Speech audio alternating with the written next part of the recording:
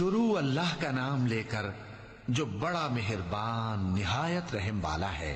جو لوگ کافر ہیں یعنی اہل کتاب اور مشرک، وہ کفر سے باز رہنے والے نہ تھے یہاں تک کہ ان کے پاس کھلی دلیل آ جائے، یعنی اللہ کا ایک پیغمبر جو پاک اوراق پڑھ کر سناتا ہے جن میں مستحکم آیتیں لکھی ہوئی ہیں، اور اہل کتاب جو فرقوں میں بٹے ہیں تو دلیل واضح کے آنے کے بعد ہی بٹے ہیں، حالانکہ ان کو حکم تو یہی ہوا تھا کہ اللہ کی عبادت کریں، اطاعت کو اسی کے لیے خالص کرتے ہوئے یکسو ہو کر، اور نماز قائم کریں اور زکوٰۃ دیں، اور یہی مضبوط اصولوں والا دین ہے۔ جو لوگ کافر ہیں یعنی اہل کتاب اور مشرک، وہ دوزخ کی آگ میں پڑیں گے اور ہمیشہ اسی میں رہیں گے۔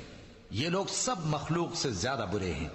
بے شک جو لوگ ایمان لائے اور نیک عمل کرتے رہے وہ تمام خلقت سے بہتر ہیں۔ ان کا صلہ